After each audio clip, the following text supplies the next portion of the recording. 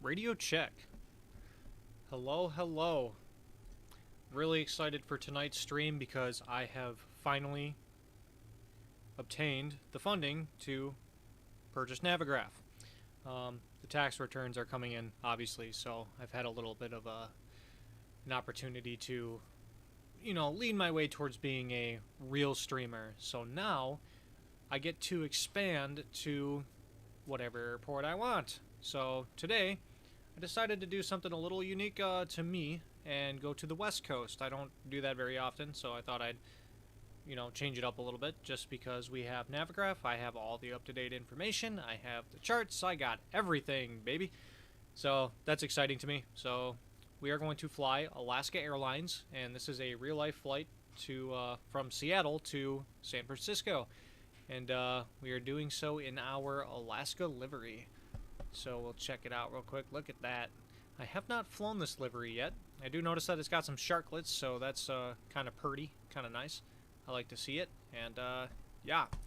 So kind of working my way towards getting some more things to fly and more flights to do and more things to do in the flight sim. I might work my way to getting the iFly 737 MAX and running some of those real-life flights, potentially getting some other aircraft that have recently been released. The sim update for Microsoft Flight Sim 2024 is coming out very shortly, and I'm excited for that. So things are finally starting to pop off, and I can do some things on this channel. Neato. Alright, so we're here in Seattle. Let's get ourselves ready to go. Let's hop in the cockpit. There we are.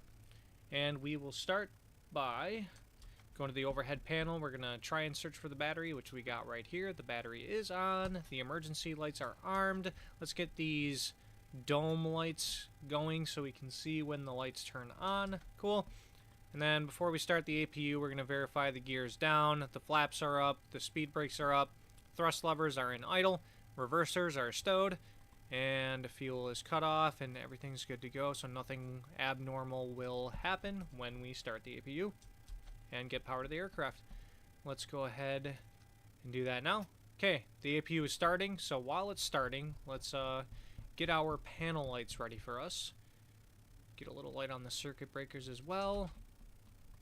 Gonna go down here, get the captain's side main panel lights on, get the co-pilot first officer side on as well. Go to the lower pedestal, get these panel lights on as well. And get one little tick of floodlight so we can see switches and all that. And now we monitor the EGT for the APU, which went up and now it's starting to fall back down. And once it falls down and settles, we should have the APU gen available to us, which we will turn this knob up here so we can see that we have a positive charge.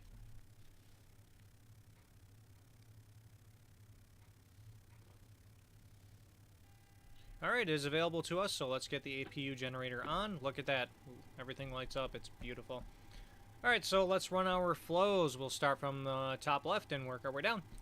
Flight control, standby hydraulics, and standby spoilers, all of that are closed and guarded. Alternate flaps are closed and guarded as well. Everything's looking good there. The yaw damper can stay off for now. All of our navigation switches are in the normal position where we want them. Cool. Actually, before I forget, let's throw these nav switches, the IRSs, into nav so we can get our IRSs aligning while we are doing this stuff. Don't want to delay our departure too much. And just waiting for a number to pop up. Cool, 7 minutes to align. That's not too bad. Seems like it gets less every time I hop in this plane. Cool. Displays, the source is auto. The control panels are normal. That's good. We'll put the left forward pump on for the APU. Other fuel pumps can stay off for now. We are indicating a positive charge from the APU. That's good. The generators are working. Battery is on and guarded. Everything's good here. The standby power is closed and guarded. Everything looks good there. Don't have to touch it. We have our generator on. Cool. Circuit breaker lights where I want them. Panel lights where I want them. Equipment cooling is in the normal position. That's good. Emergency lights are armed and guarded. Fasten seatbelts we will turn on while people are boarding. We're going to test our audio. So the flight attendant chime works and the ground call works as well. We don't need wipers. It is not raining. We're going to get the window heat on right now. Probe heats can stay off. Anti-ice can stay off for now. Hydraulic pumps, the electric pumps can stay off for now. We'll test the cockpit voice recorder. Hold that and we get a green light. Cool. Cabin pressure is 0 as we're on the ground right now. That's cool. Cool. Voice recorder is auto. That's good. We're going to throw on the packs and the APU bleed so the passengers can be comfortable. Let's watch the temperature in the cabin rise. Sitting at about 68 to 70. That's a nice, comfortable room temperature. That's good. All right, everything else is looking good. All of that is on auto. That's excellent. ISL valve can stay open. APU bleeds on. All right, cool. So let's go to our EFB. And we're looking at a cruise altitude of flight level 370. And our landing altitude in San Francisco is 13 feet, so our landing altitude can actually stay at 0, but our cruise altitude can go to 37,000. So 13 feet above sea level is the field elevation for San Francisco. That's kind of a nice 0 number right there, pretty much on the coast. Excellent. Ooh, please excuse me for that. And the cabin pressurization's in auto mode, that's good. Logo lights are coming on, the nav lights will be on, but the strobes are off. That's good. Come up to the upper pedestal. We'll test the flap lights. Those all light up. That's good. We have 5 minutes for our IRSs to align. That's good. IRSs are in nav mode. We love it. All of the volume knobs are fine here. These engine lights up here are extinguished. Crew oxygen is above 15. That's good. Passenger oxygen is normal and guarded. We have 3 green lights for the landing gear up here. Flight recorder is in the normal position and guarded.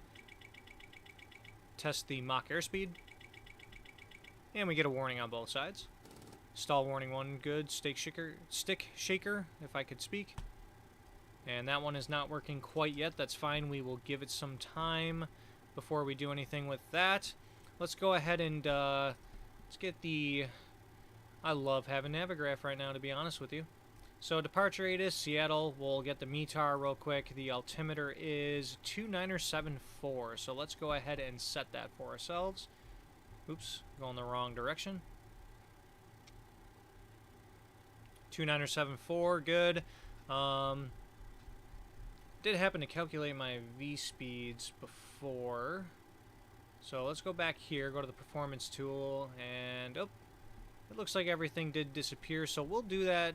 Let's go ahead and do that now since we're sitting here on the ground. So we got Seattle. We'll import from the official flight plan, which it's not really doing anything, so we'll have to hand select all this stuff, which is fine. Runway heading, cool. Excellent, all right.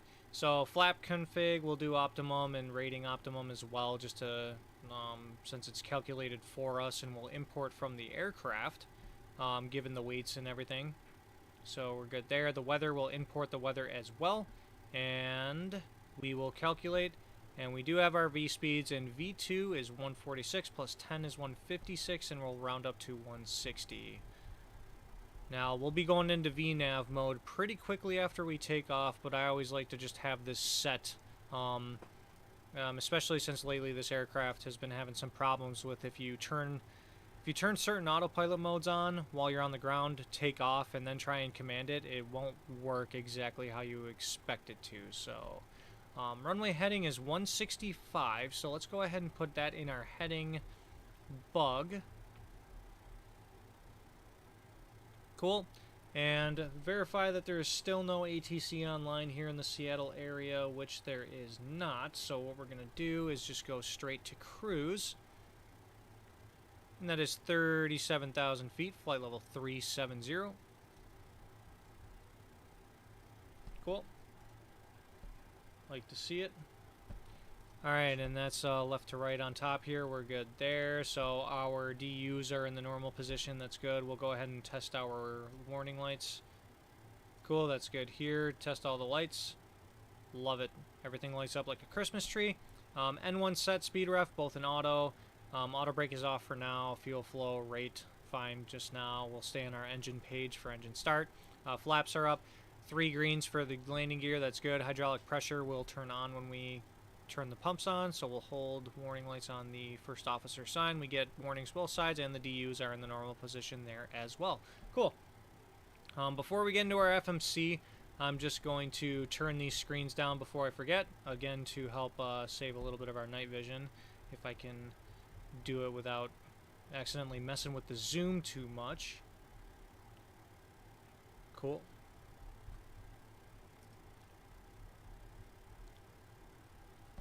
Get the standby attitude indicator dimmed as well.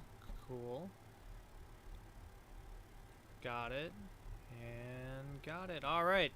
Cool. Now the screens are dimmed. We are not going to blind ourselves. So let's go to the FMC position init. Our reference airport today is Seattle Kilo Sierra Echo Alpha reference airport. We'll throw that in there, but we will grab our GPS left position, go to previous page, and we will set that. Cool. Route, Seattle's loaded for us, so origin we'll put up there. Excellent. And we're going to Kilo Sierra Foxtrot Oscar. And again, we're getting this because of the IRSs aren't aligned yet. That'll change as soon as they do. Cool. Our flight number today is Alaska Alpha Sierra Alpha 1304. So we're going to throw that in there. That's our flight number for the day. Excellent. Now we're going to go to our departure, and everything is in the OFP that we have. So we're doing a flaps 5 takeoff. Select temperature 39 degrees Celsius. You know what? Yeah, I probably did this out of order. That's fine, though. You live and you learn as you go. So let's go ahead and get to our flight plan here. So we're doing the Harib 6 departure E-Rave transition. Okay.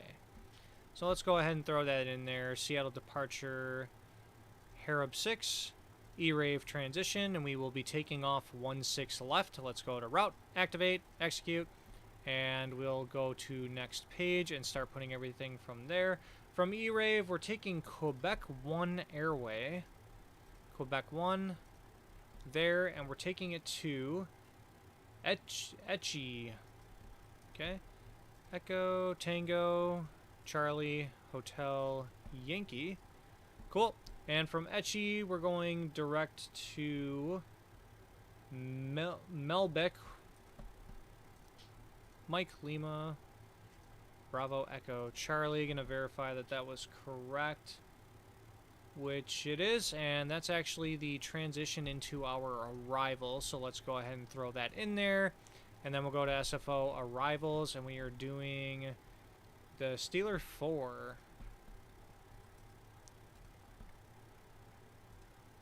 There it is, Steeler 4. Melbeck transition, and we don't know what runway we're expecting yet, so let's just go ahead and throw that in there. Execute, go to route, everything looks good here. Go to our legs page, verify there's no discontinuities, which there is not so far. We will likely have one when we throw an approach in as we are in our descent phase. Cool. So now we're going to go to the performance page and hit ref. Cool, we got this information in our OFP right here. So inif ret, still getting used to having this on the tablet. I have not done this in a while. So gross weight, we're gonna do 142.6. Cool. 142.6, that's our gross weight. Excellent. Planned fuel we don't need because we already have the fuel loaded into the aircraft and we don't plan on putting in more. The reserves, we're looking at 4.965, so let's go ahead and do 5.0 on the reserves. That's a good roundup. The cost index we're running today is going to be 39. All right. Cost index 39. We'll run it. Flight level 370 is going to be our cruise today. Top of climb winds, we're looking at 270 at 45. All right. 270 at 45. Well, it should be 045, but it'll know what we're saying here. Cool. Transition altitude is fine. We'll execute that. Go to the M1 limit. For the select temperature, we got that from the page where we did our takeoff calculations, which is right here. Select temp is 39 degrees Celsius. So we'll throw that in here in the top left, and we're doing a, which one are we doing here? Takeoff 1, TO1, D rate. Cool, 88.7, that's a little bit different. Got an 89.6, that should be fine. We'll just go with it for now. Takeoff, cool, and we are doing a flaps 5 departure. Excellent, and we're going to make sure that our V-speeds match. 139, 140, 146. The V1 doesn't match, but that's okay. We'll just roll with it for now. We'll throw in our CG trim, and 474 is what we're looking for on the trim. So 4.74, go about 3/4 of the way down. That looks good to me. Sweet. So we have our performance filled out. We have our route filled out, and everything is looking good. All right. Oh, and takeoff for, oh, wow. Actually, that's useful. Runway wind. So we are looking at 110 at 9er. Is it 110? No, 100. My apologies. 100 at 9er. Runway slope. We have 0.00. Yep, the takeoff speeds are deleted. Okay, so I definitely missed something here, which is fine, because now it's going to have us redo it, which I'm okay with. So, yeah, alright. Now we're getting everything matching. That's good. Cool. And let's go to, I'm just going to go to the takeoff page and verify that we have a correct D rate going on there.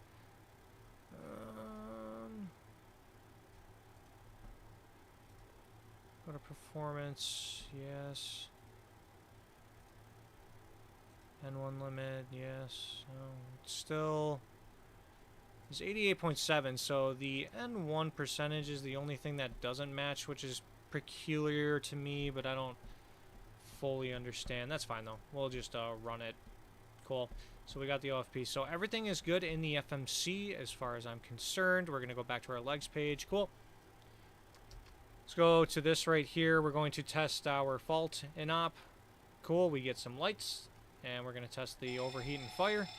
We got lights, and we got bells. And the fire extinguishers, they both light up green. That's good. Cool. Go to the lower pedestal here. We'll tune into our CTAF shortly. We're fine there.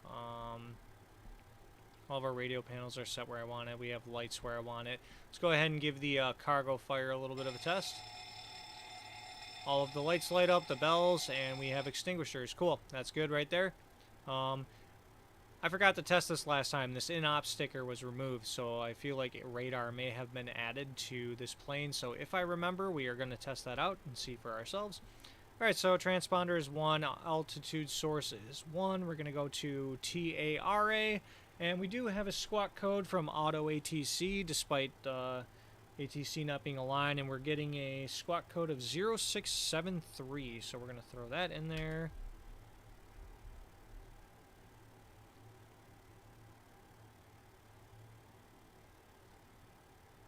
Zero 0673. Cool. And the lower pedestal looks good. All right. I like it. Okay, now that that's all ready to go, we're going to get rid of the master cautions. And our IRSs are aligned, so let's go ahead and do a GPWS test real quick.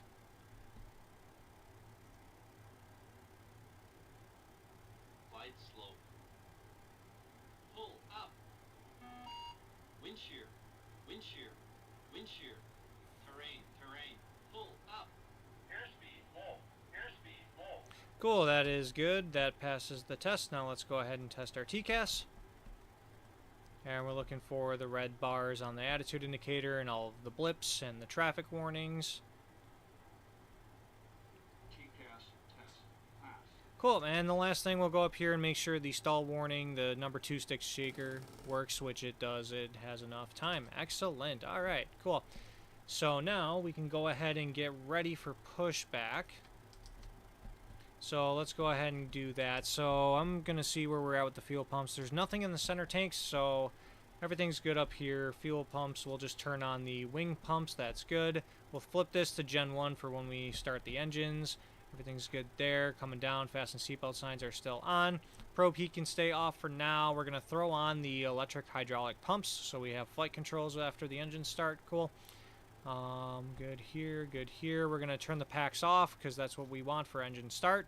And APU bleed is on. ISOL valve is open. We're looking good. The beacon light can come on as we are about to be ready for a pushback, and everything up top looks good. All right. So now let's go to the EFB here, ground operations. Gonna test all of this stuff right here. So first things first, door management. Let's go ahead and get this door closed. And it is closing. Neato, now that that door is closed, we're going to pull back the jetway.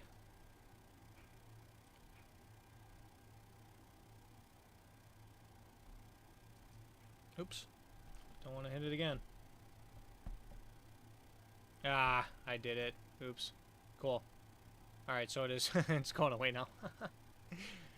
A little impatient. I clicked the button a few too many times. Cool. Now, the one thing I'm going to do before we push back is I just want to go to here, and I want to get our departure that we're flying, which is the Harab 6, and we're just going to brief it real quick.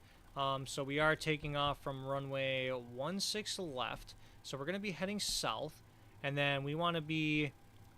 We're going to climb to 932, cool, and then we're going to climb to, it looks like Kavob here, and RNAV Renby, we want to be at or above 3,000, which in more than 5 miles, 5, 6, 7 miles, that should be just fine to be over 3,000. Then we're going to make the right turn here, and then on depicted route to Harab, cross Harab, at or above 10,000. Okay, so we want to be at or above 10,000 at Harab here, and then we're going to go down to the E-Rave transition. Excellent.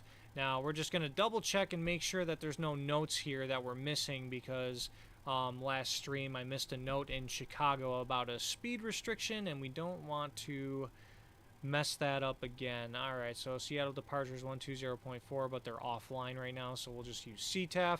Airport elevation 432, that's good. Transition altitude, radar required, DME, excellent. For non-GPS equipped aircraft, we're fine there. We have GPS. Alright, so all of the notes there are for non-GPS equipped. We have no notes saying anything about the speed. So top altitude is assigned by ATC. We don't have ATC, so we'll just climb straight to cruise. And alright, so we do not have any of those speed restrictions that were kind of hidden in the midst, just like Chicago. So we are good there to do whatever speed we need.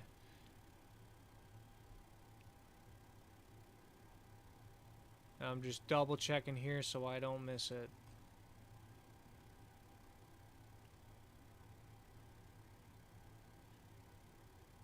Okay, yep, just performance information up here, and I'm not seeing any thing that says maintain a certain speed until whatever. Alright, nice. So we'll go to the airport, we'll go to the airport info, and we're going to be pushing back in just a second here, and we'll get on our way. Nice. So let's go to the FMC, go to menu. FS actions, we have the jetway pulled away, so now we'll just go to push back. If I could speak, we'll do a straight out, and based off of where we are on the gate here, I'm going to push the nose. You know what, let's get that nose to the right so we can make a right turn. So standard L, turn nose to the right 90 degrees, cool, and select tug. Alright, I like it. Oh, parking brake, yep. Go ahead. We've been cleared for pushback and start. They want the tail to our left. Roger that. Ready to push. Tail to the left. Parking brakes off. Brakes off. Brakes released.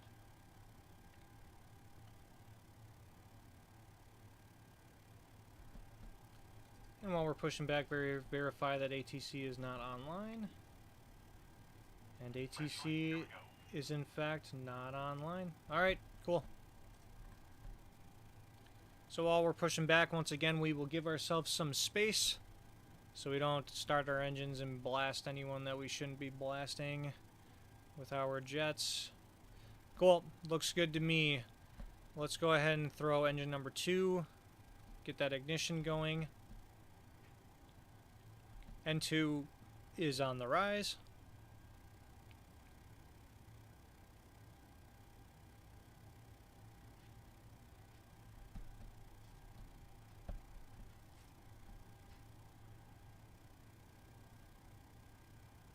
And 25% N2, introduce fuel.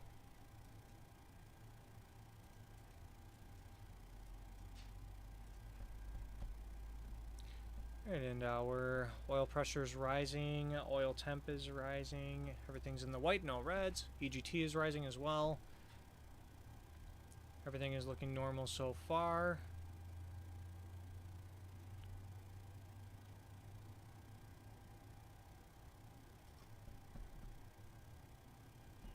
Pushback complete. Parking brake, please. And brake set. Brake set.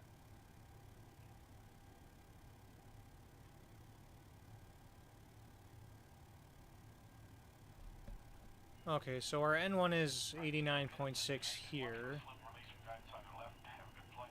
Interesting.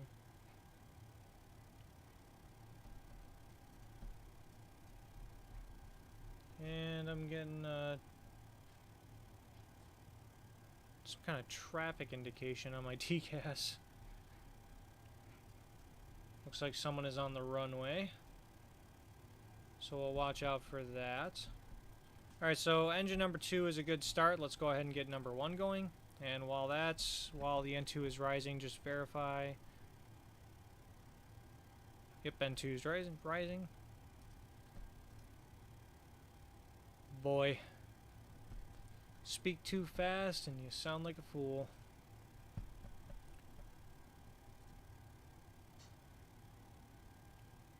Alright, 25% N2. Let's get fuel in there. And now we're getting the oil pressure rising. Cool. Oil temp is rising. EGT is rising as well. Excellent. Alright, it seems like we have a good and stable start. And one thing that I learned that VPilot, I spent all this time going online and searching the CTAF frequencies for certain airports, but it looks like you can just .CTAF and then the airport code on your VPilot and it should give you CTAF.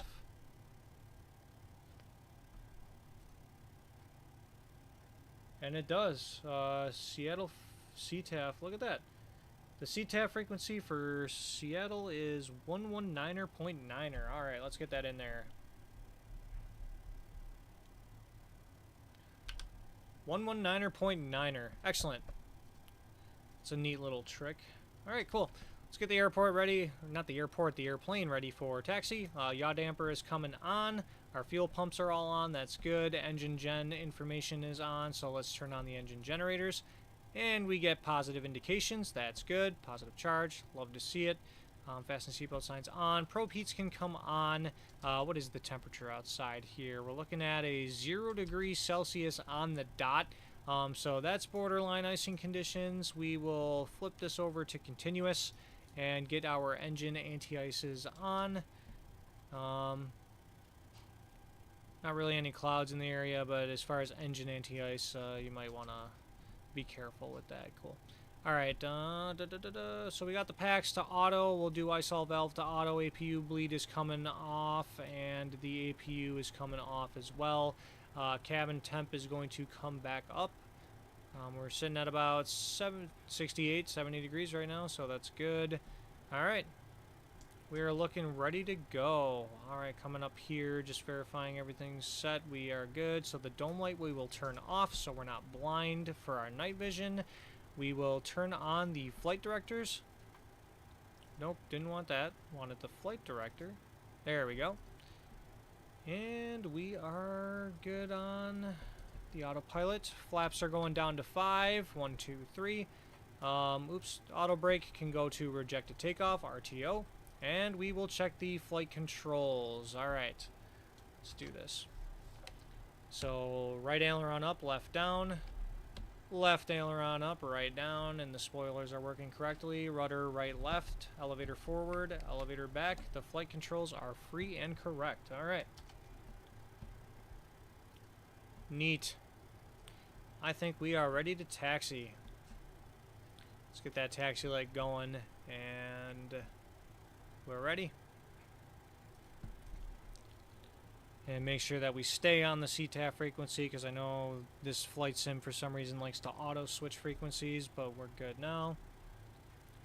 Seattle traffic, Alaska 1304 is at the Delta concourse, taking Bravo to runway 16 left, Seattle. So used to saying Minneapolis, I almost said it right there, but we didn't, so that's good.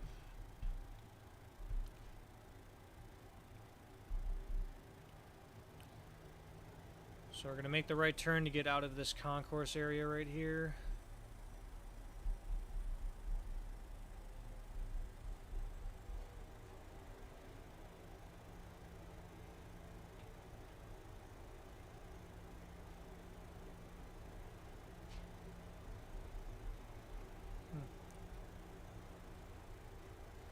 Fun thing about Seattle is seeing how in the simulators it has progressed throughout the years, because in Flight Sim, I believe it was 2004, which is the first Flight Sim I ever had, this was like the default airport that it always loaded into, so yeah. It's kind of interesting seeing its progression. Alright, we're crossing over and we're going to make a right turn on Bravo, which is what I think we're on. Yeah, we're turning on to Bravo right now.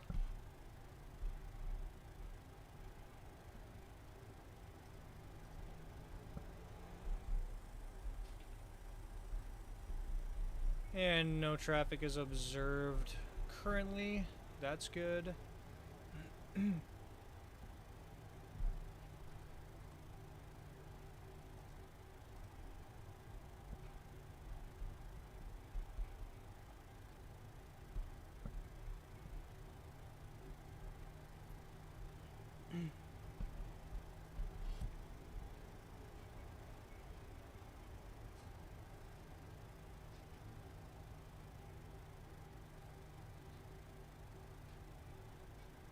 We'll go ahead and slow down just a little bit. Stay at about 20 knots on the ground speed, so we're not taxiing crazy fast.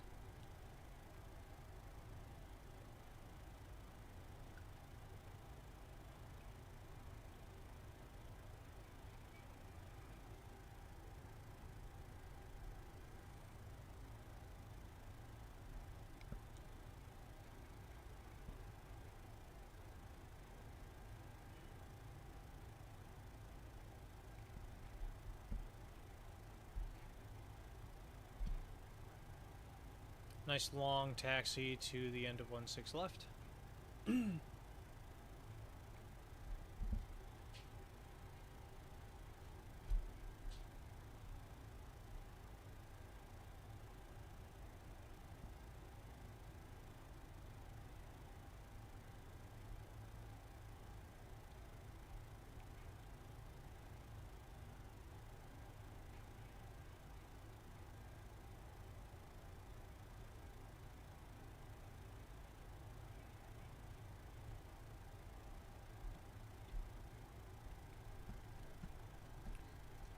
Nothing going on around Seattle, still no ATC. That traffic that was on the runway has taken off and is out of our way, and looks like they are also on a different departure procedure, so that's fine right there. I guess let's go ahead and throw some of these autopilot modes on right now. We'll throw on the LNAV, level change.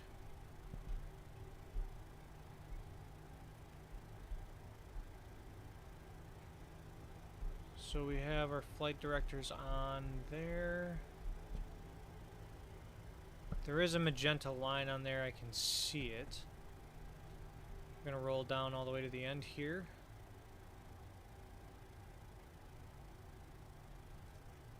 Going to recycle LNAV and see if that does anything. It does not, so we might have to recycle it again. Alright, let's come to a slow stop here. Let's not waste the brakes.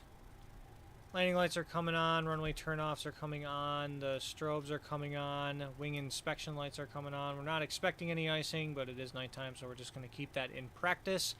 And everything is good to go. I just want to double check here. So we have level whatever. It's fine. Let's arm the auto throttle so we don't forget it this time like we did the last time.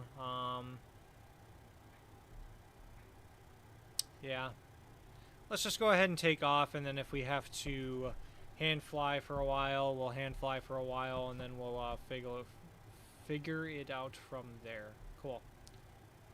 Interesting. Alright, cool. Seattle traffic, Alaska 1304 is taking runway 16 left, departing south via the Habab 6 departure, Seattle. I completely botched the name of that.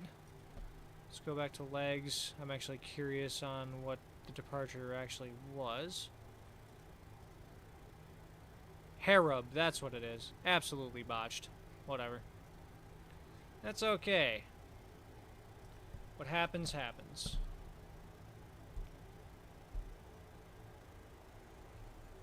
Habab. The Habab departure. I like that name.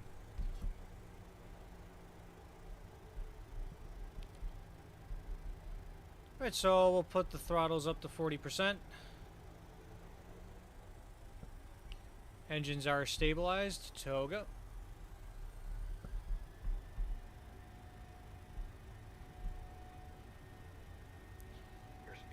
Give it a little more throttle. Cross check.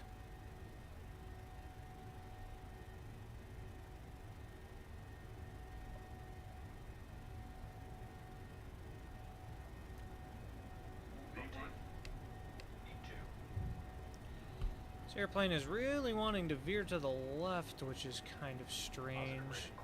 Gear up. Oh, now we have an LNAV. That's interesting. Okay. Fine by me.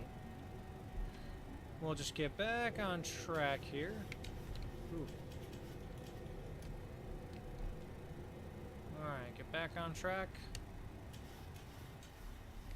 And we'll throw on N1 mode. And let's get that autopilot going. Sweet. Now we can get VNAV, and we are 2,000 feet above the ground, so we can go flaps 1, and then once our speed gets up, we will go flaps all the way up.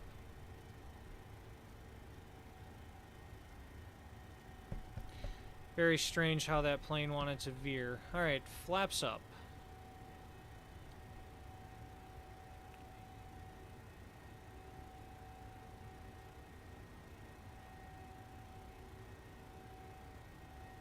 The flaps are up. The gear is up, so we'll go auto brake to off. And if we can find this gear leveler, we will put it in the off position, which we have. Cool. And we're going up to 250 knots. Good, I like it. And we are coming up on this departure, following this turn here.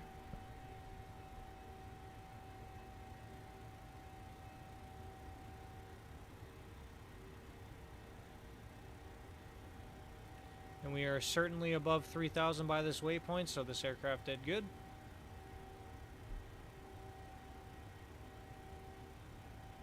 Saw a mountain out in the distance. That was kind of cool. Let's get this departure pulled up for us. Yep. That was weird.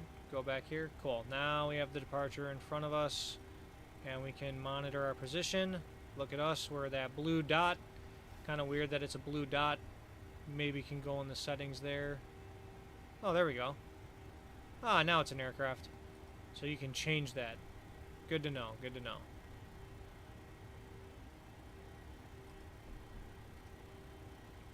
Alright, so we are on course. We are still climbing. A-okay. See if we can see the mountains. Yes, we can. Look at that. That's a nice, beautiful peak out there. Gotta love the beautiful terrain around the West Coast. I will give that to the West Coast. Seattle, you know, LA even has some pretty nice and pretty terrain, you know, to the north and east of the airport. It's a good view coming in.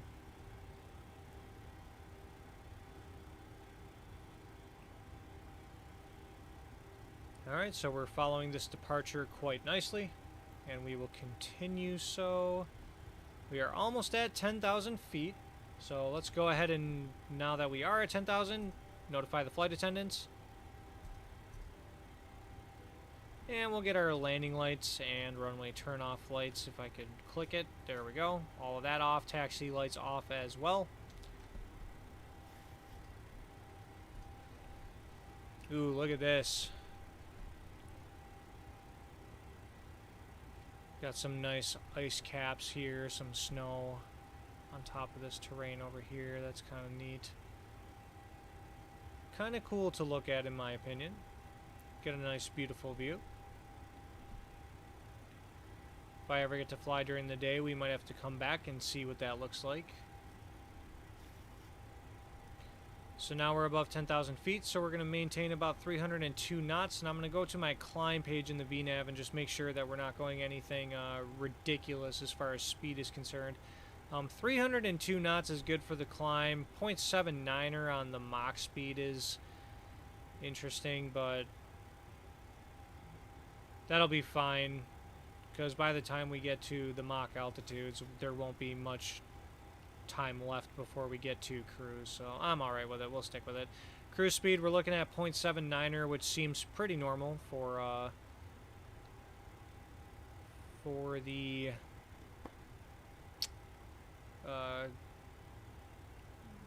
flight. My brain just absolutely quit right there. That's how you know you had a long day at work.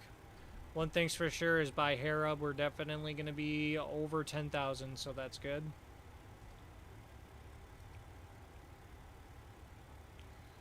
Gotta love when the brain just kind of quits on you.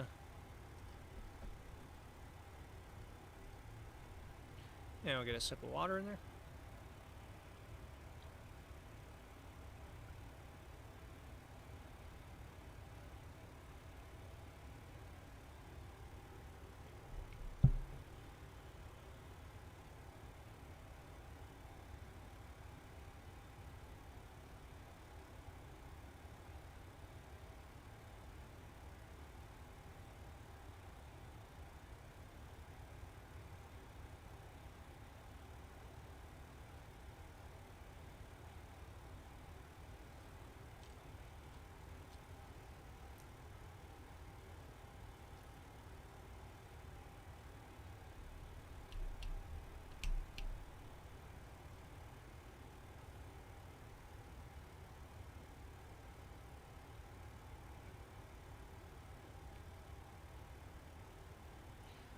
Look at that, such a beautiful departure out of Seattle. Getting kind of close to the terrain over here.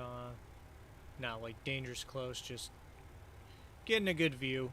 Really enjoy areas like this, and it's really nice to have the up-to-date Navigraph. So now we can go to areas like this and have up-to-date information and just enjoy some of the views that certain airports give you.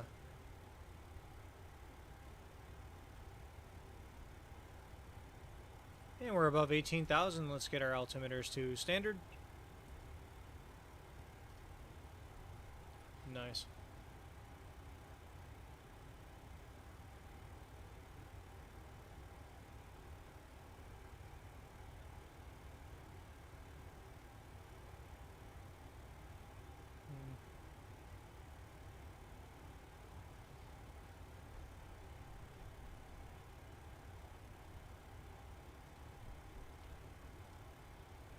curious here.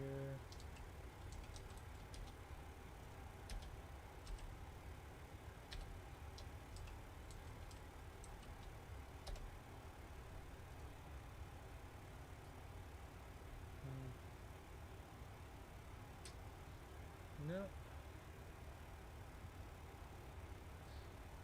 My overlay, the aircraft that's supposed to show the, you know, how far into the flight we are, just doesn't want to work. Yeah, that's unfortunate. Oh well, we gave it a try.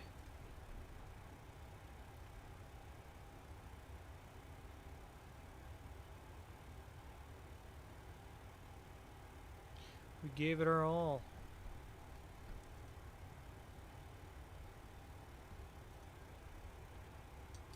Just gonna double check everything overhead. We are looking good. Pressurization's looking good. The cabin climb is looking good in the normal range. Crew oxygen is still good. We are just really cruising along. Okay, so let's go ahead and give ourselves a heading sync, like so.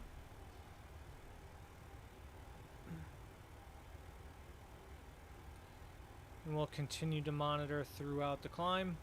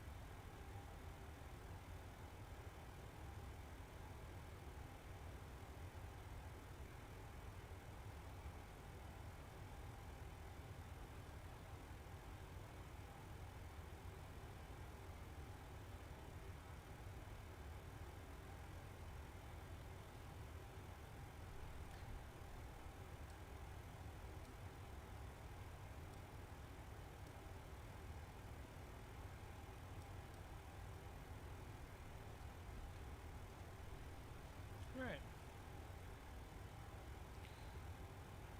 After we cross E-Rave, make the turn and level out, we will redo the heading sync.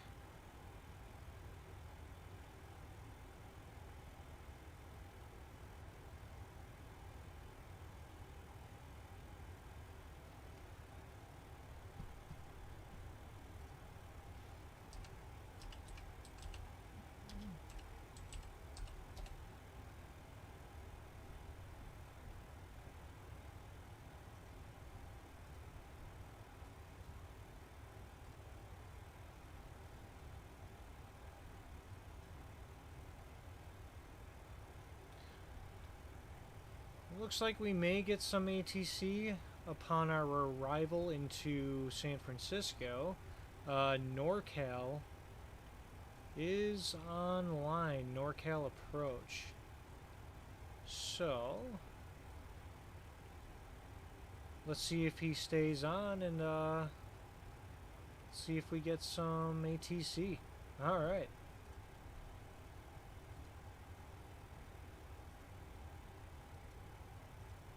Maybe we'll get lucky. One can only hope.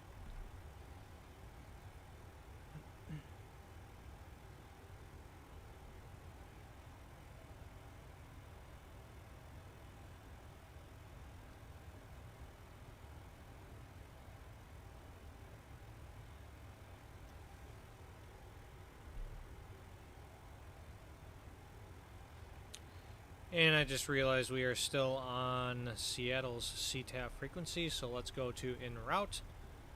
And we'll go to 122.8. Cool. There we are. And continue to monitor the climb. Alright, we made that turn, we looked leveled out. Heading sync as well.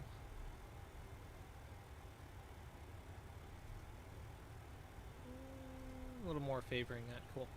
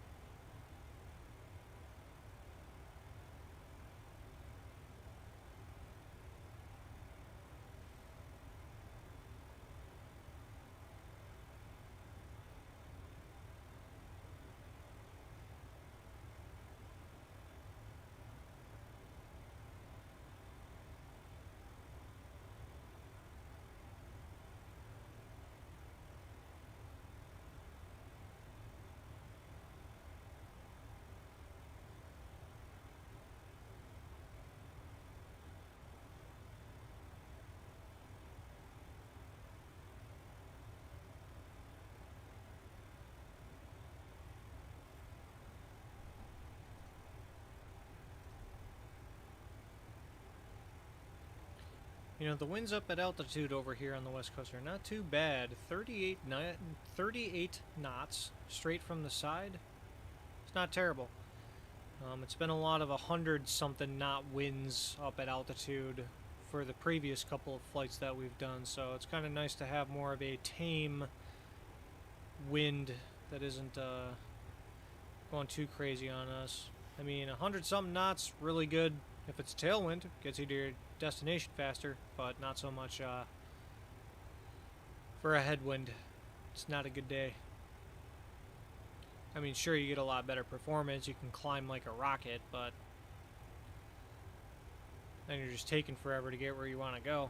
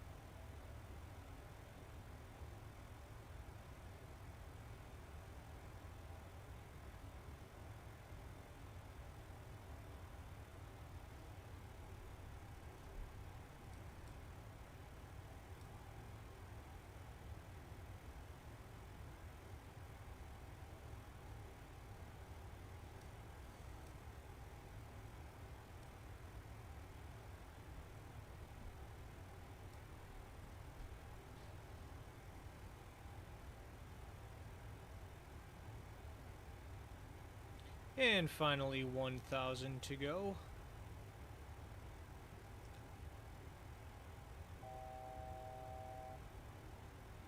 Haha, beat you to it.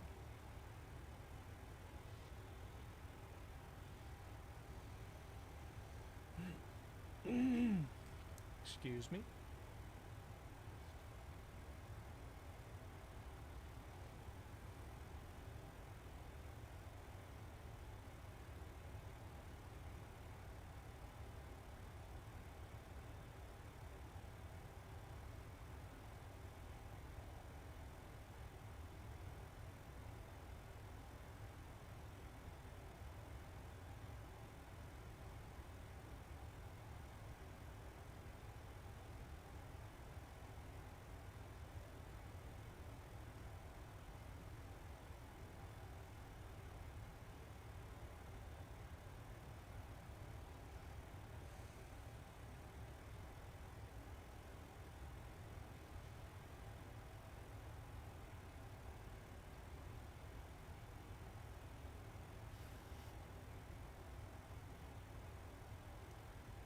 And would you look at that, we are reaching 37,000 feet, flight level 370.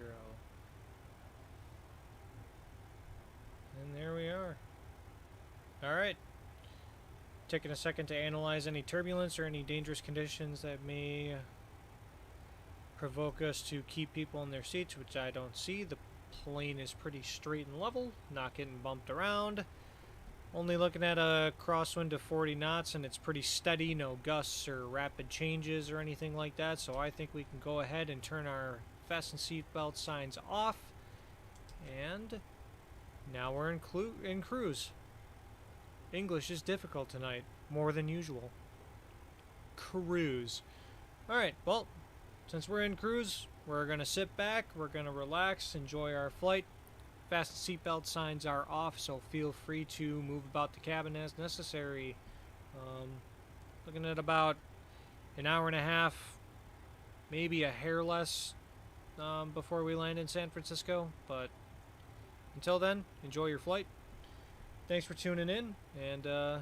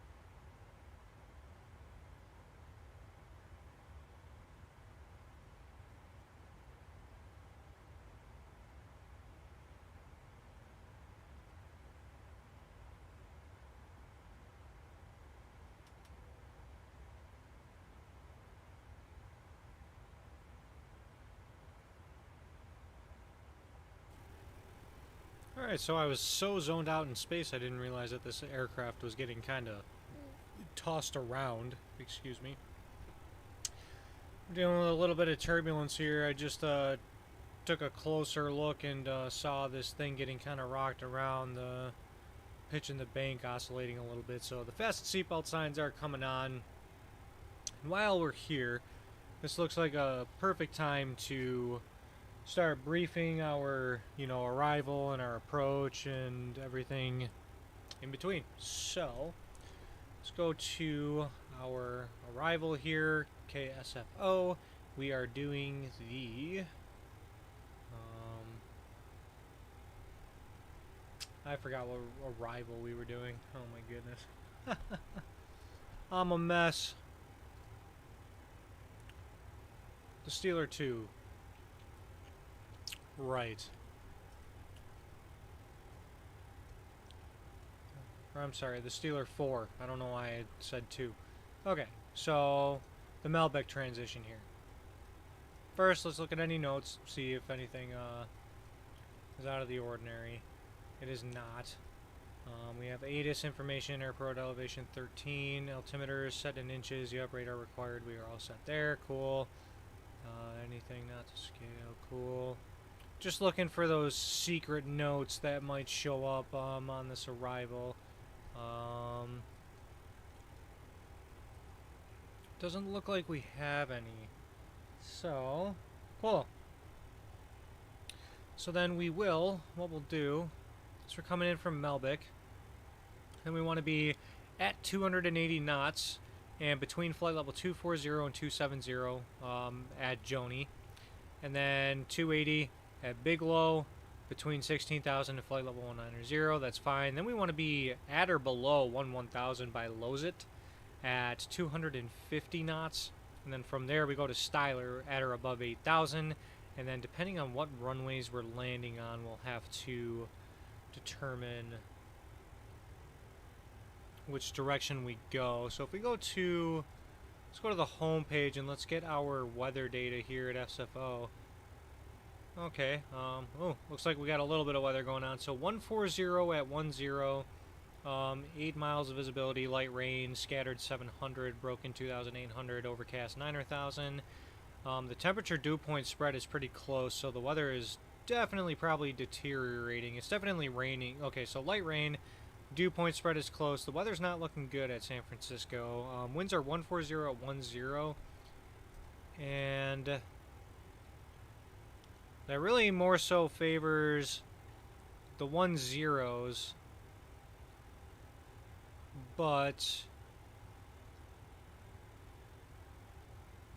yeah, it's definitely favoring the 10s. We're probably going to end up going to pad row here at 7,000 and get vectored to the 10s, however they want to do us. NorCal is still online as far as I last checked. Yep, NorCal still online. Neat. Alright. Cool. So then we'll go to the airport and see if we have any. Oh, we do have parking gates available. Oh, nice. I love when I see this stuff.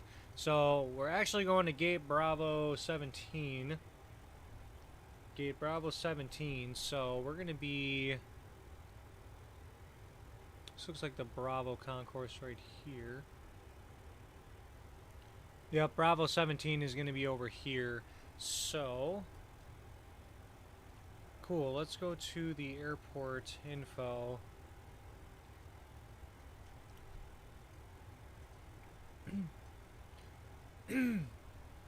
So if we end up landing any of the 10s, we will expect to come around all the way to the end here. Alright, cool. So now we know where our gate is. We know what arrival we're flying. We're not 100% convinced on what runway we're landing, though, so we will have to brief that approach once we get it. But that's okay, because since we briefed everything else, we shouldn't be dealing with any surprises. So we're 80 nautical miles from top of descent, about 40 or so from when I want to start the descent. So let us get a little bit more prepared for this. The fasten seatbelt signs are on. plane is still kind of rocking a little bit, so we're just going to deal with as is. Since the bottom of this arrival is 7,000, I'm going to set 7,000 in the altitude bug for the autopilot. And let VNav do its job. Unless ATC gives us different instructions, then we will obviously do what they say. Cool. We'll reduce the range on this MFD here. Excellent. The heading sync is pretty good for now.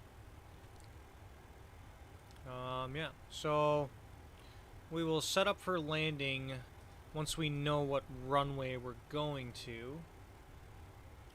And if ATC signs off before I get there, we will definitely have to pick our own. But they're still online, so I'm going to load them on standby here. It's a 1339er 5, so let's put that in to our radio here. 1339er 5. Alright. So that frequency is on standby, and we are ready for the arrival. We'll go to our descent page, and when we get 40 nautical miles from top of descent, we'll start the descent a little bit early so we can get... so this aircraft doesn't break any speed limits below 10,000 feet.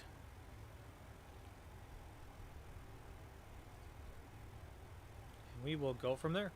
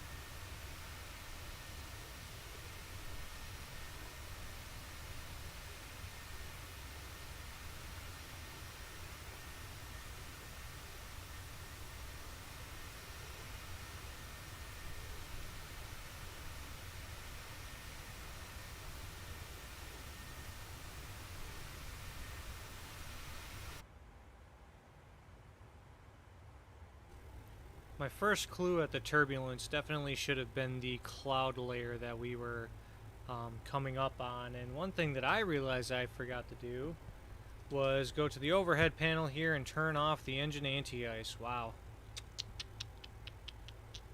Ugh. Well, one of these days I will get the flows down and we will be ready. So we'll turn them off for now so they don't burn out. But as we descend, we'll have to flip those back on, as the total air temperature is negative 31 degrees Celsius up here, and it's going to increase as we get lower. But by the time we get onto our approach, they can actually get shut off because the temperatures are quite a bit above freezing, 11 degrees Celsius above freezing, so that's no need for anti-ice there. Plenty of degrees to save us from icing conditions.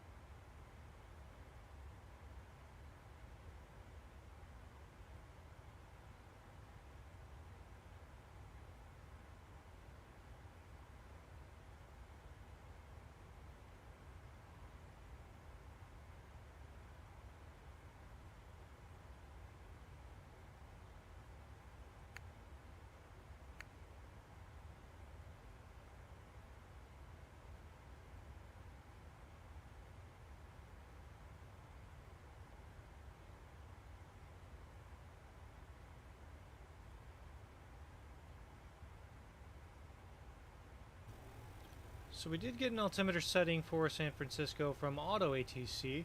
So it says descend via the Steeler 4 arrival, which we were planning anyway. But the altimeter is 29er69er, so we will go ahead and set that on standby, have that ready to go. That'll knock off one checklist item for us.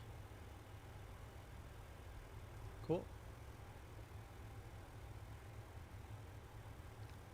And you know what? I'm going to take a second peek at this chart real quick. We want Melbeck, flight level 280 and or above, which, yeah, that's pretty far away. You know what? We will wait until we actually reach top of descent to, you know, initiate our top of descent. Alright.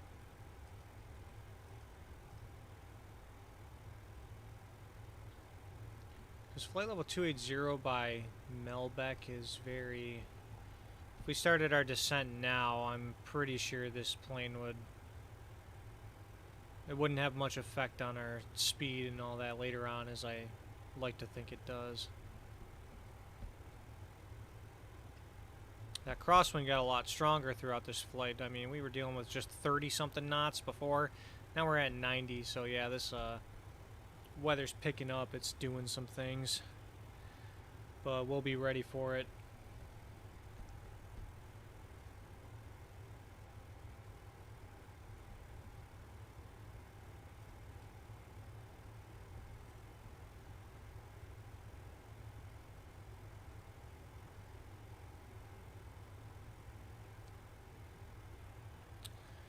Now, one very strange thing to me is NorCal approach is a very weird shape for their borders. I'm looking at the VATSIM radar right now, and it looks like the arrival has us mostly out of it, but I would like ATC services going into the airport, so I'm just going to flip over, and we'll see if he'll control us from here, and then we will work our way down. I like that idea.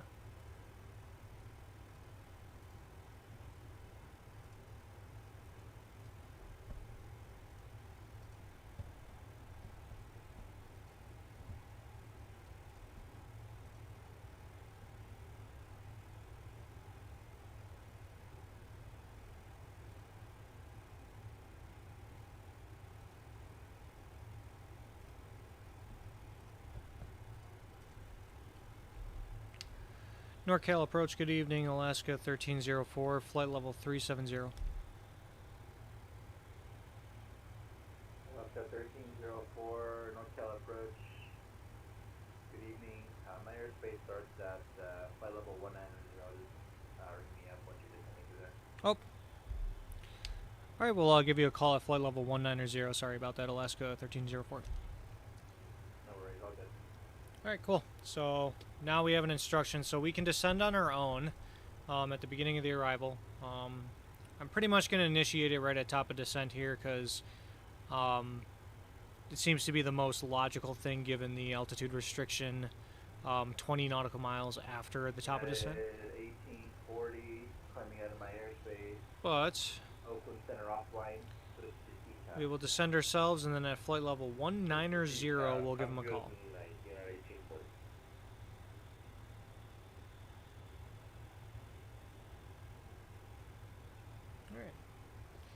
And since ATC is online, it's time to pull out the iPad and get the scratch pad ready to go so we can copy instructions.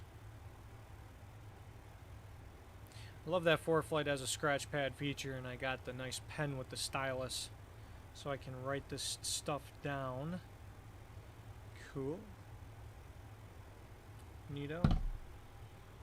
Polari 770. Contact tower 127.2. Bienvenido.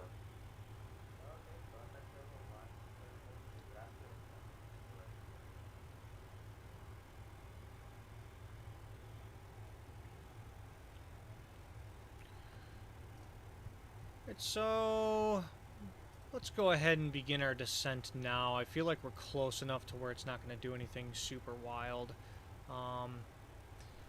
Now that we are descending, let's get those engine anti-ices back on, even though we probably ran the crap out of them throughout our entire cruise. Alright, they're lighting up. They're extinguishing. That's good. Excellent. Oh yeah, the wing inspection lights were on as well. Man, gotta get better.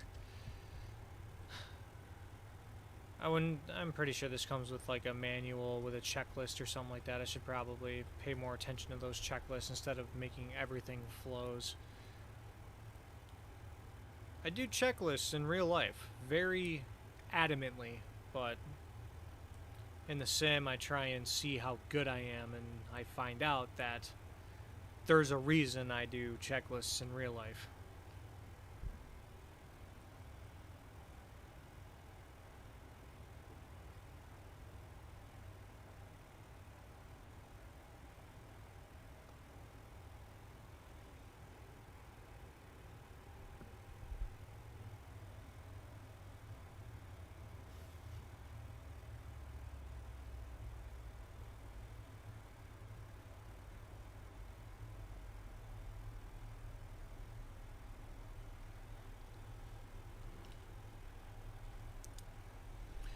Actually gonna double check what we got for the target speed, 0.79er, 283. Alright, good enough. We do have a speed restriction put into place. It's reading that at the waypoints. We're just gonna verify that the waypoints match the arrival. Joni and Bigelow. 280, 280. At or above 240, at or above 16,000. Which is what's indicated here. Oh, there is a between. That's good. Love to see it.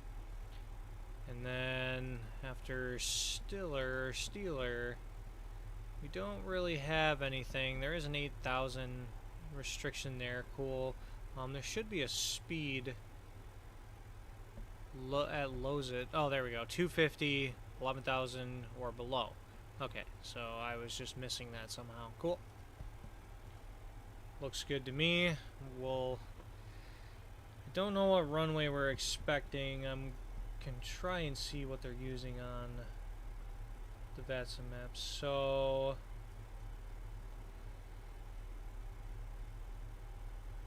I mean it's 4101 1,800 for 3,000. Southwest 4101 North South departure radar contact. Climb maintain flight level 190. okay. The 190, Southwest 4101. It's for sure one of the 10s. I just don't know which one, so I don't want to put in a runway and have to switch it over and redo everything that I load later on. But we know it's going to be one of the 10s, so we can account for that. Yeah, oops. Just doing a heading sync here. Okay. Southwest 4101, clear to right Katina. Alright, and now we're starting to Southwest 4101. get somewhere. I'm going to throw this stylus down for a minute.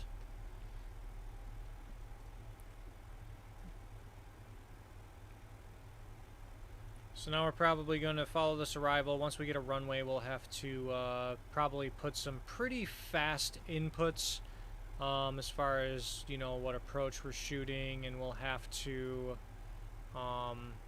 make sure we go to our legs page and bring everything back so we don't wind up turning around by accident. This is where it gets fun. Never typically know what runway you're landing on until you've already got 800 other things to do. So we're going to prepare for that. We're going to keep our minds nice and free. No more brain dead activity like what happened when I was trying to speak on our climb out.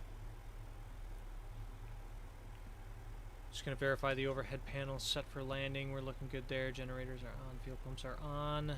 Good. Fasten seatbelt signs are on. Our engine anti-ice is on. Probes on. Cool. Electric. Everything's good there. Bleeds. Cool.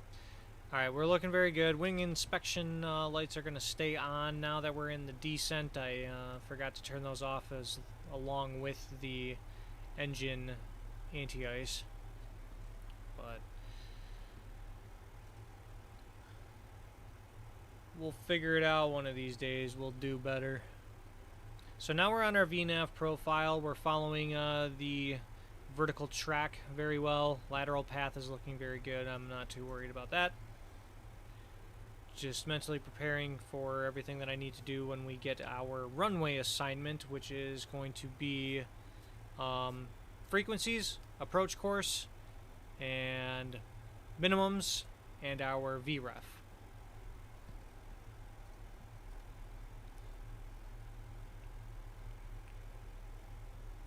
So once we get our runway assignment, we will know.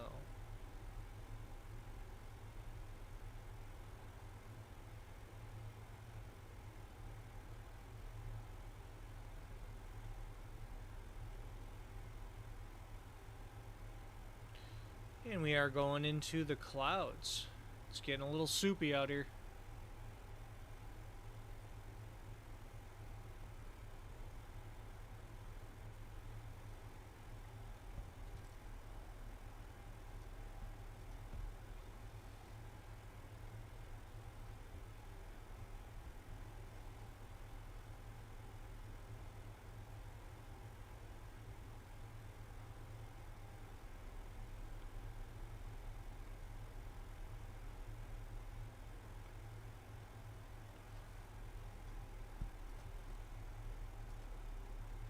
So I'm curious if the arrival has a 1-0 both option. Let's do that.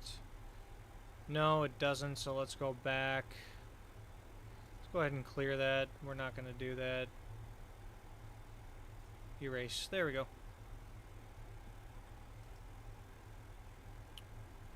Question is when are we going to be at 19,000? Let's look at the arrival again. So by Bigelow will be flight level 190. Okay, sounds good. So we're 4101, time me out of my airspace, local center offline, switch to VTAS, good night. Have a good night, Southwest 4101. not going to be a lot of time to react, but we will get there.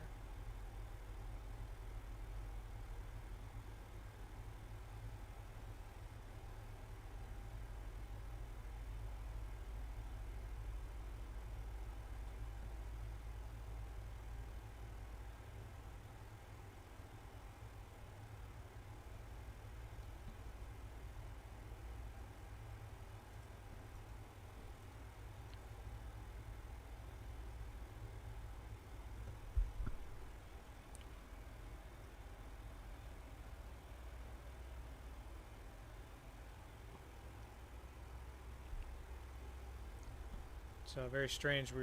Our ability to contact ATC is not there until we're pretty close to the airport. So this is going to be one of those approaches where we are on our game, and I am ready for it.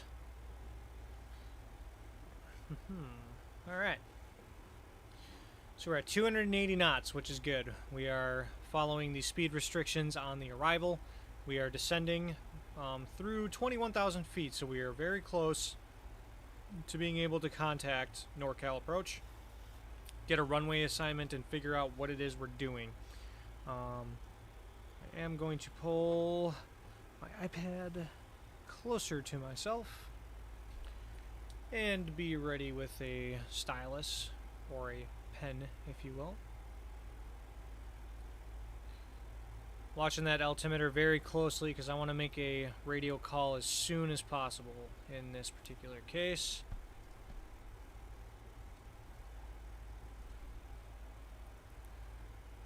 Because normally center would give you a runway to expect, and that would determine the transition you're flying.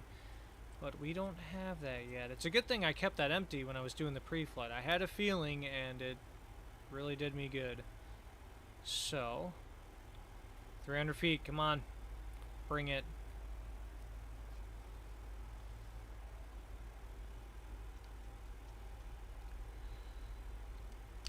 In NorCal Approach, Alaska 1304, flight level 188, descending via the Stiller 4. Alaska 1304, NorCal Approach,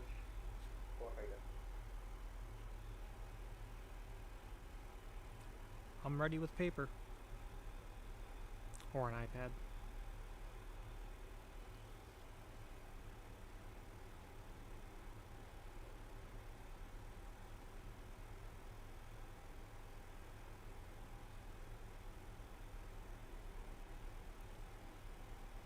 scary time to make me wait. Okay, below 180. Getting out of standard pressure.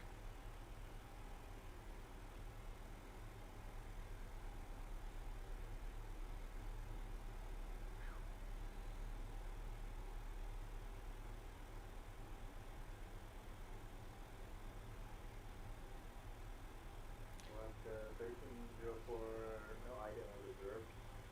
Enable squawk 7040. Alright, we'll squawk 7040 for Alaska 1304. I didn't hear him say ident, but I'm going to say that that was my fault, that I misheard him. Okay.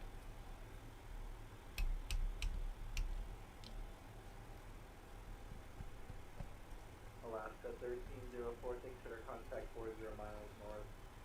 Alaska be tactic to School Airport, descend via the Steeler 4 arrival, be tactic to altimeter 2906 tree. Alright, 2963 and descend via the Stiller 4 arrival for Alaska 1304.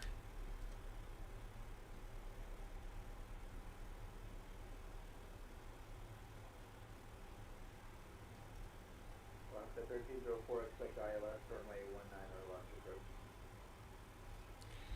Alright, we'll expect the ILS 19er left for Alaska 1304. Alright, so we're doing 19er. Alright, so we'll go to arrivals, SFL, we'll do this quick. 19er left. We're expecting vectors, but we're going to go to our legs page and just make sure that we don't accidentally do this whole arrival all over again. So we are direct lows it here, so we're going to put that back up there, and we're going to execute. There we go. Exactly what we need to do. Make sure that that follows the arrival, which it does. It brings us out to the east and back to the north, which is what we want. Cool.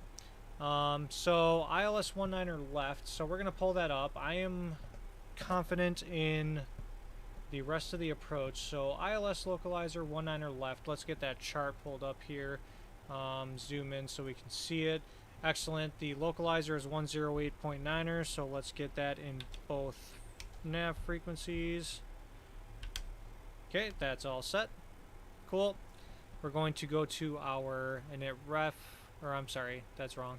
I want to look at the minimums right away, which are 300 feet MSL. Let's go ahead and set that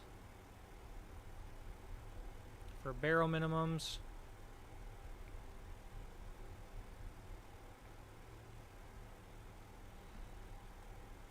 Okay, 300 feet, barrel minimums, cool.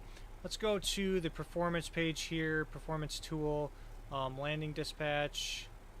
Let's go import, nope, cool. So 19er left is what we're expecting here. Aircraft is flaps 15. Let's do a 30 for our landing and import the weather. Let's calculate. VREF not available. Oh, okay, VREF ice. So VREF is going to be 154. That's good by me. Landing distance is 8638. That seems... Oh, that must be what's available on the runway. That's fine. We're good there. Landing en route. Flap config 30. Cool. Import FOMO. OFP, we're good there. Import weather. Calculate. Landing distance. Required landing distance is 3048. Okay, so I should have did this landing en route page. That's good. VREF is 143 at flaps 30. So we're going to confirm that, which is that's what it says here. So go 30 slash speed is 143. And we're going to put that in there. I could have just copy and pasted. I don't know why I didn't, but we're just going to ignore that I didn't do that. All right, so we have our frequency set. We have our course. That is the last thing I need here. So let's go back to our charts page. And our approach course is 194. Cool, we're going to zoom in on the MFD so we can see a little more detail in our arrival. We're doing good here. Alright, so approach course is 194, so we're going to go this way. Oops, little too much, a lot of too much actually.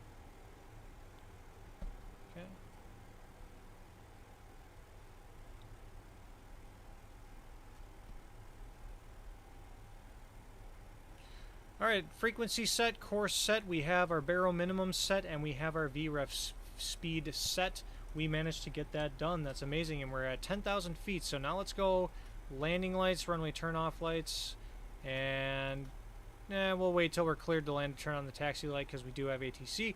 Let's advise the flight attendants, final descent. Cool, our total air temperature is +9 Celsius, so I'm going to throw off the engine anti-ice now. We're good there. We'll leave the wing inspection light on just in case we do pick up any icing for whatever reason. Cool. Our aircraft is doing okay speed-wise, fine by me. Our altimeter is set at 2963, which was updated, and we are looking pretty good. Alright. So before I go to this approach, I'm just going to confirm. We're going to go to the airport information. So we're landing runway 19er left. We're going to zoom in here, and I just want to see what that does for us. So 19er left. So we'll end up making a right turn somewhere, and that'll take us to the terminal we need to go. So we'll roll it down as far as possible. Alright, cool. Let's go back to the approach page here. ILS localizer 19er left. We'll verify things here. We got safety altitudes of 5,000 depending on where we're coming from. So we'll make sure we're at 5,000 for Burke's intersection here, and then down to 2,800 by Shake.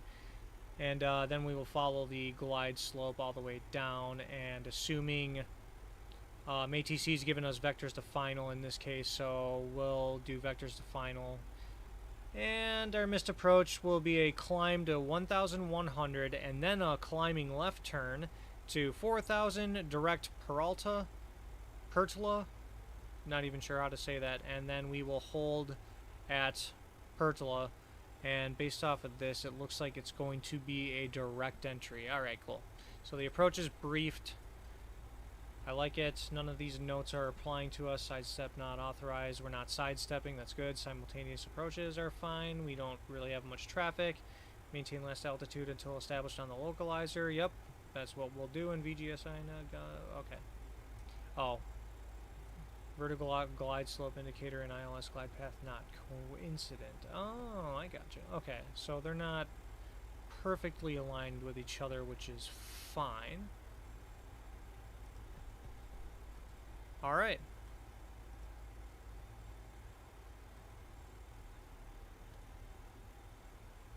And do we have any further speed restrictions? Yes, we do. We want to be at 210 by Maverick. So let's see if we can get the aircraft to slow down before it makes this turn. It looks like the speed bug is trying to reduce there, so that's good. Just verifying the controller is still with us, which he is. Cool. Alright. We're looking pretty good here.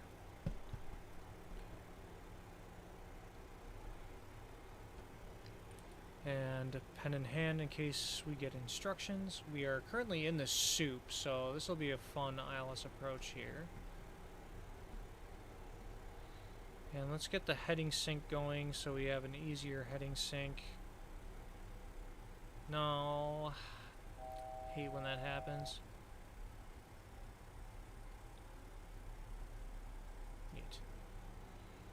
Alright, so now we're turning towards Maverick. We're going to reduce this some more so we can get the more detailed view. We have ground contact, but we're still in the clouds. I would call this IMC all day. We'll just have the pen ready to go for if we get an instruction. Alright, so the aircraft is trying to slow down. It's not doing a bad job.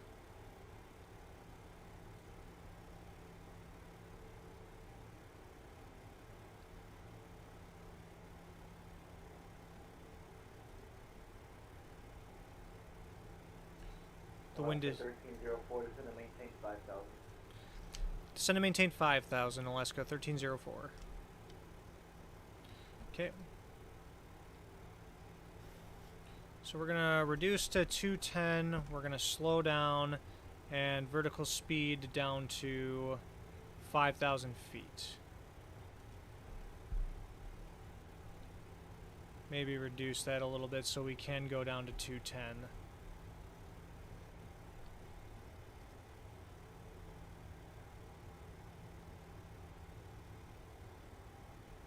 So we are getting vectors, alright.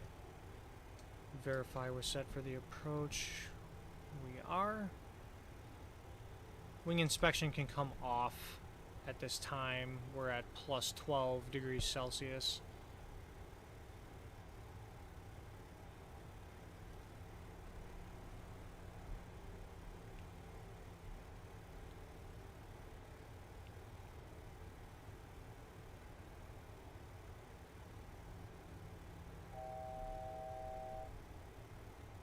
To go. And this is where we concentrate. Minimums are set, VREF is set, we're looking good.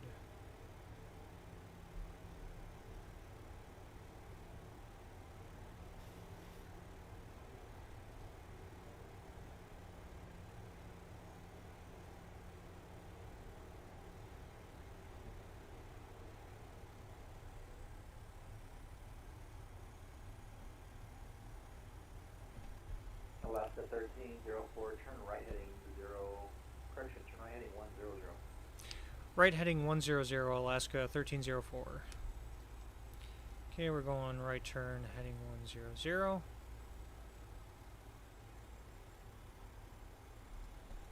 Okay, so 100, 210 knots, 5,000 feet. We are getting vectors to intercept the ILS. We're looking good. And we can arm approach mode in just a second here.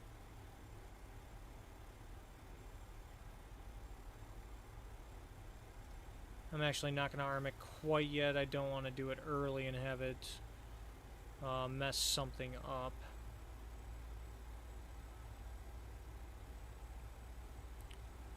And then once we roll out, I'm going to reduce our speed to 190, and I'm going to start going flaps 1.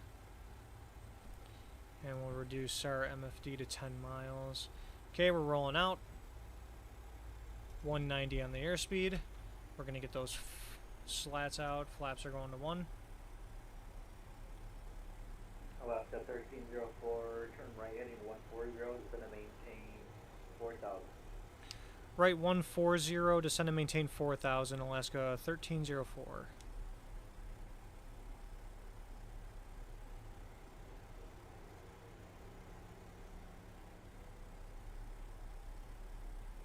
Come on, man. What is happening with my zoom button here? It's just doing whatever it wants to do. Okay. We'll go flaps 5, reduce speed to 180.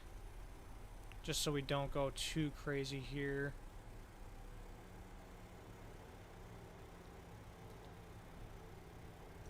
Go 1,000 feet per minute on that descent, or I guess 1,100 just to get ourselves to 4,000 sooner.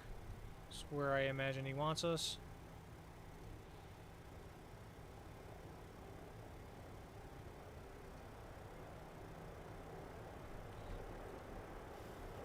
And we are getting some pretty heavy rain.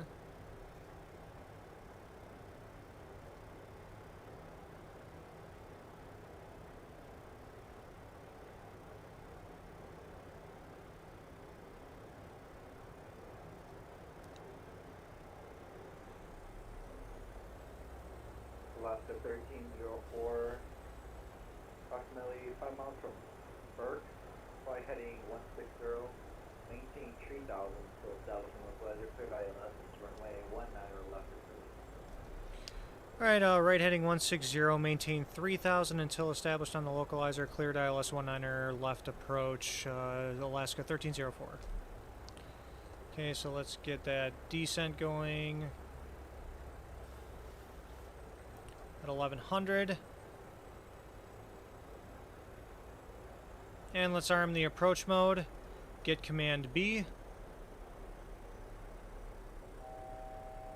Cool.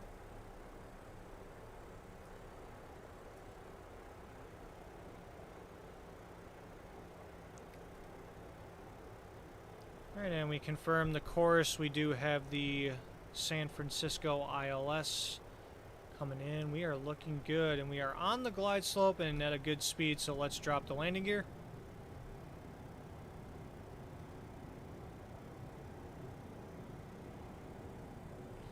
Alright, we have 3 greens, and we have 6 greens. Cool.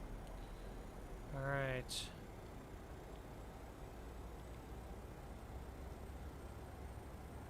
And we're plus 12 Celsius, that's good. Verifier radio stacks are looking good. 108.9, 108.9, that's good. Cool.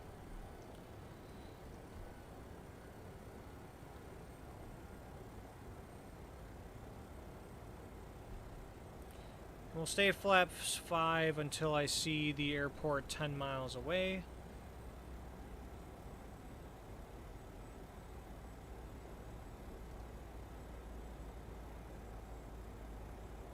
And we are definitely in it.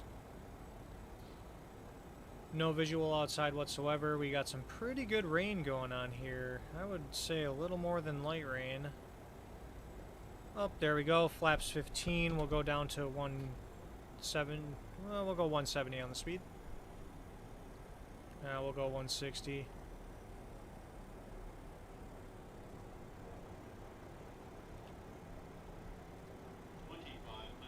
Okay, auto brakes are going to go to 3, and we're going to arm the auto brake. Cool. Or not the auto brake, the speed brake. Correction.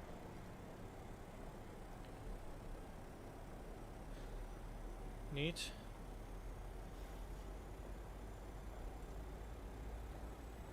So we were cleared for the approach, but not cleared to land yet.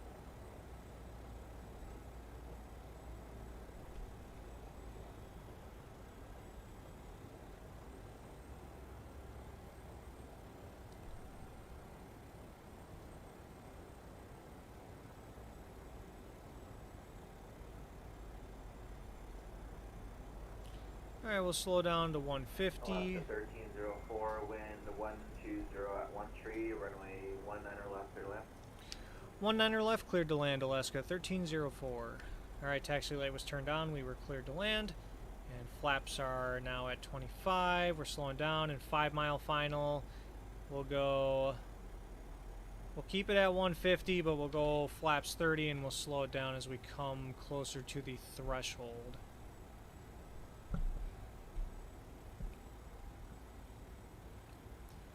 I am going to take over throttles momentarily here. Oh, the runway is actually starting to come in sight. Our missed approach is 4,000, so we're going to preset that in the altitude bug on the autopilot.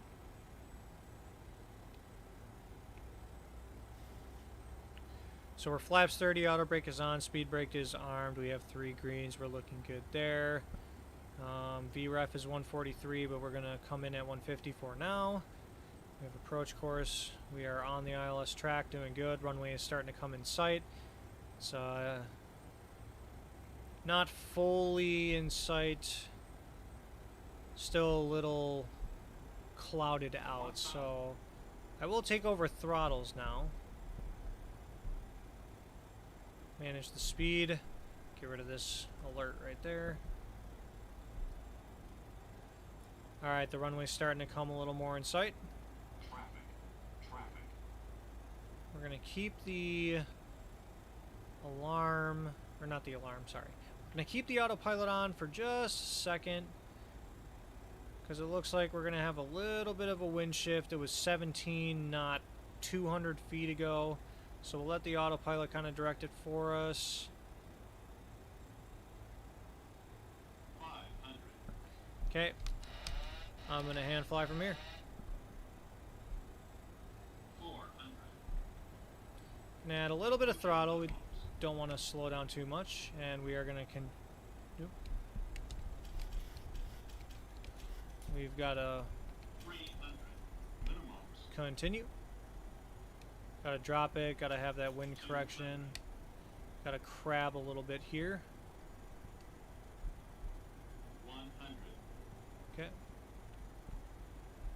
50. 30. 20. 10. Come on. All right, not bad. Oof. Why is it tilting? Center line, center line, center line. Little bit of lag here. Really likes to tilt. I don't know why. Come on. There we go. Alright, so 2 in reverse, 80 knots. Those can come out. The auto brakes are still working. We'll take our next right turn. We will turn the auto brakes off. Stow away the speed brakes. Alaska 1304. Turn right when able, cross, runway 19 right. Taxi to ramp via Alpha. They gave their choice today. Alright, right when able, cross 19 right on, cross 19 right and then proceed Alpha to the gate, Alaska 1304. Have a good night. Alright, we'll go ahead and clean up our flaps, throw those all the way up. That was a very poor landing there. We're definitely going to discuss that a little bit later. We'll get the APU started. And we're looking for gate Bravo 17, which is going to be right here somewhere. Alright. Let's see if we can get that gate, parking gates. There we go. Let's see where we are relative to the parking gates if we can. I'm not so sure we can, so that's unfortunate. Let's go here. See where we are. Okay, it's going to be straight ahead somewhere.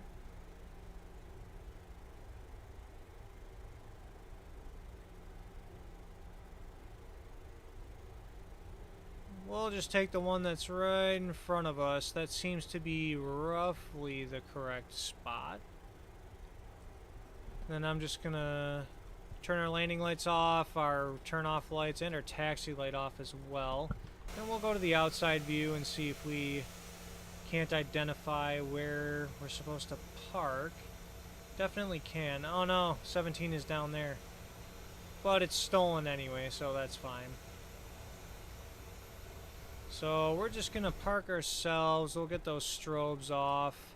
Wing inspection lights off as well. Oh, they were off. Okay.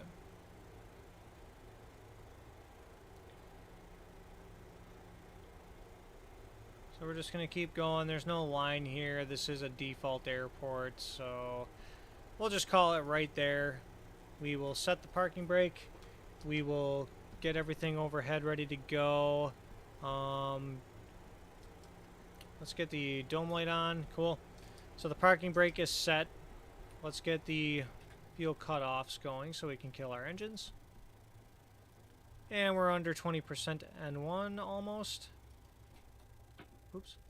Oop, forgot to turn on the APU gen. My bad. Alright, so below 21%. Below 20% N1 beacons coming off. Cool. Fasten seatbelt signs can come off. Let's go ahead. Yaw damper is off. That's good. Fuel pumps, we'll turn everything off except for left forward. APU gen, we have a positive charge. We're good there. Fasten seatbelt signs are off. We got probe heats off. Window heats can come off as well. Delta 320, looking for push off. Hydraulic pumps, electric are off. Packs are on auto. ISOL valve is open. APU bleed is coming on, and we are good to go. Let's go to our EFB, and we will connect the jetway. We'll get the chocks in there, which we got. Now the jetway is coming in.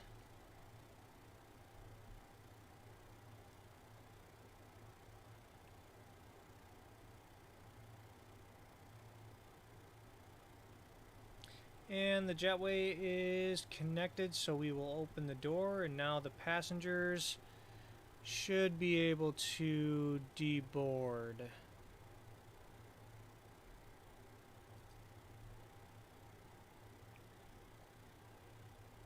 If this door wishes to open.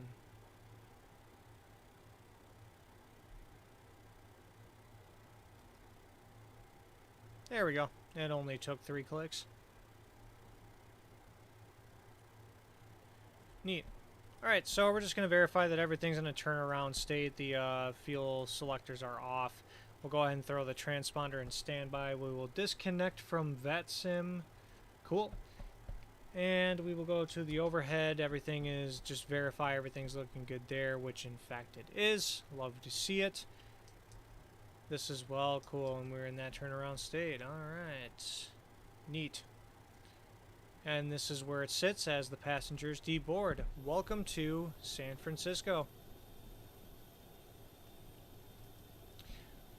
Weather's a little garbage here. The winds were doing some really funky stuff on our approach to land, and definitely some heavy rain in the clouds. A little lighter when you get out of the clouds, but it was making some noise when we were in the soup, so that's good. It feels really good to have Navigraph again. I've had it in the past, but couldn't afford to keep up with it, but you know, tax returns came up. I saved a little bit of money as well, and so now I'm able to get Navigraph and have the up-to-date charts so we can fly wherever we want, do whatever we want. It feels really good to just go outside of, you know, the Buffalo, Minneapolis route that I've been flying for how long now. So it's good. Now that I have what I need, I bought the year-long subscription, so we have what we need to have some fun for a year.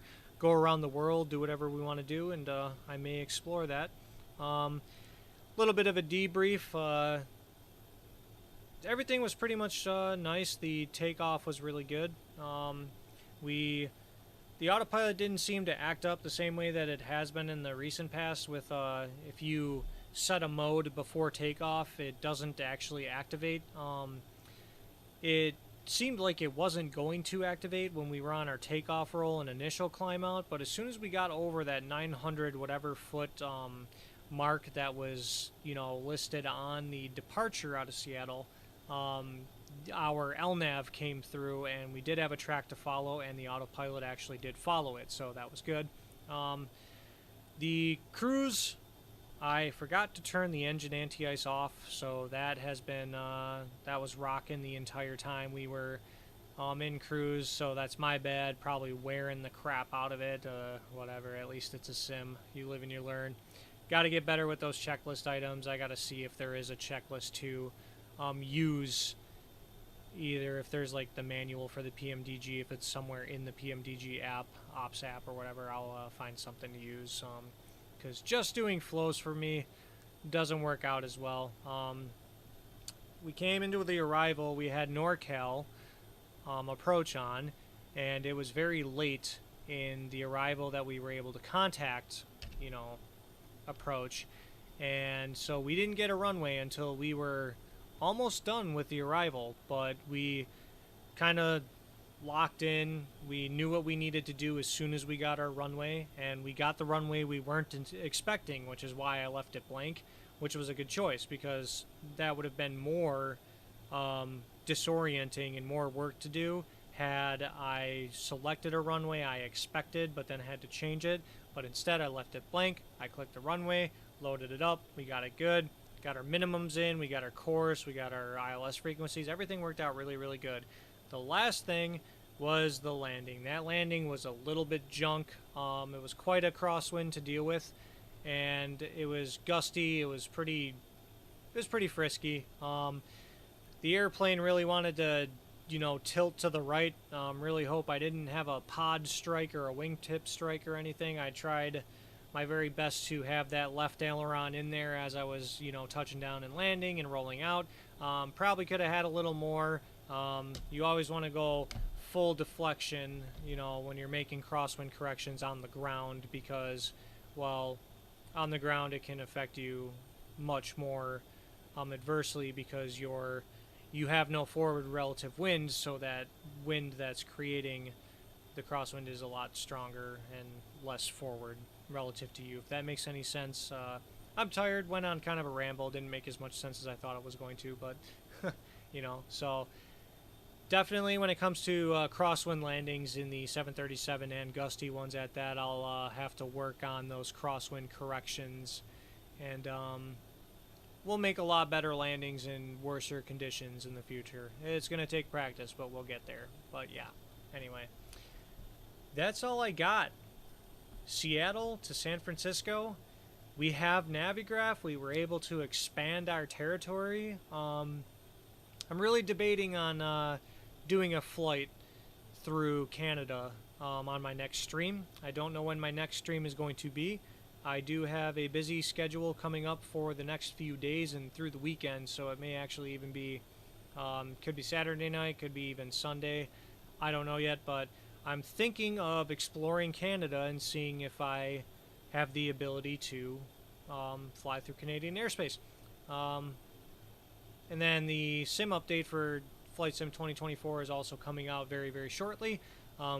Very highly anticipated. I can't wait to see what kind of fixes they made for career mode, because I would like to get back into that and see if it's a lot better, and see if we can't start a business, start our own company in the career mode, because I've always wanted to do that, but I didn't want to do it while it was still extraordinarily buggy. Excuse me. But yeah, next stream, probably going to be VATSIM again. Most likely the same aircraft. Might explore Canada a little bit and venture out of the US. And the stream after that, depending on when it is, if the update is out, we may hop back into 24 and do some career mode. So thanks to anyone who may have tuned in throughout the stream. Thank you to anyone who is watching it later on. And if you guys have any suggestions for any flights or any types of videos that you want to see, if you want to, if you have any questions on, you know, instrument procedures or how to fly or something like that, I would gladly answer that for you guys as well. But anyway, I hope y'all have a good night. Y'all take care, and may you guys have good flights. Yeah, I'm sleepy. It's time for bed, so take care. See ya!